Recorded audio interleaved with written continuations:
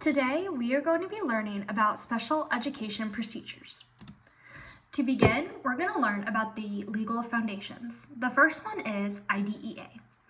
IDEA stands for Individuals with Disabilities Education Act. This act will ensure that students that have disabilities will have equal access to support and services and appropriate education, also known as FAPE. Schools must meet each student's individual needs at no cost to their families. IDEA requires the school to identify students with disabilities and provide them with an individualized education program that provides said services to the student. Next is the 504 plan. A 504 plan outlines how a school will remove barriers so that the student can learn alongside their peers in a general education classroom. It protects the students with disabilities from discrimination with equal access, fairness, and inclusion that also go along with FAPE. For a student to qualify for a 504, they must have a disability that impacts a major life activity, such as walking, seeing, limited mobility, etc. And a parent must give consent to the school for the school to evaluate the student. Next is the evaluation process. The first step is a referral. With the consent of the parent/guardian and document evidence of interventions must be taken. Next is the evaluation/assessment. The purpose of the evaluation will determine if the student has a disability that requires special education services. If so, at least in Georgia, IDEA requires that an evaluation be completed within 60 days.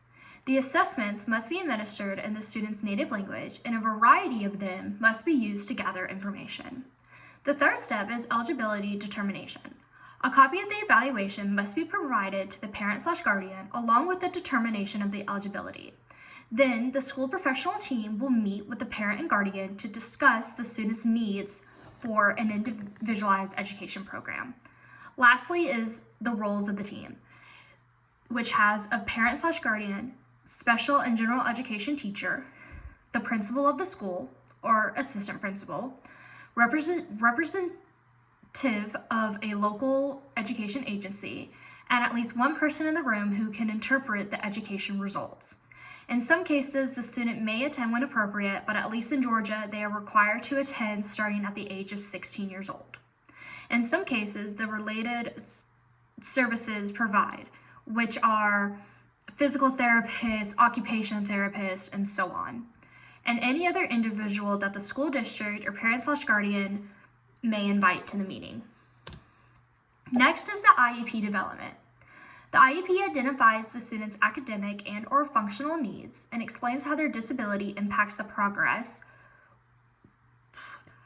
which confirms their eligibility through evaluation, alignment with grade level standards, and they must be qualified. Goals are made to be measurable and to track progress monitoring with the said grade level standards. Services are tailored to the student's disability-related needs and should begin as soon as possible. One important thing to note is the student is reevaluated every 3 years to ensure that their services that they are given remain appropriate and effective for them. Students are placed in the least restrictive environment, meaning they are included in the general education setting as much as possible.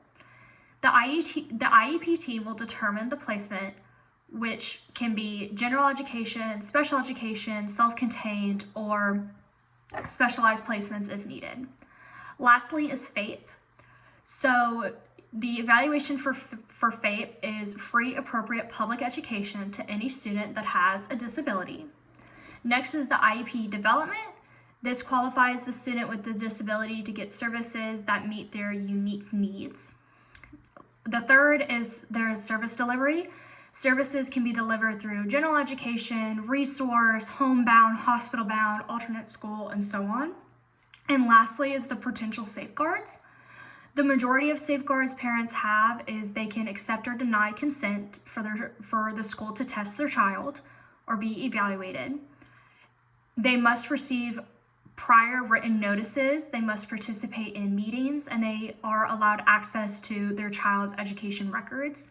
And they also have the right to agree/disagree with services decisions made by the school. And that is it.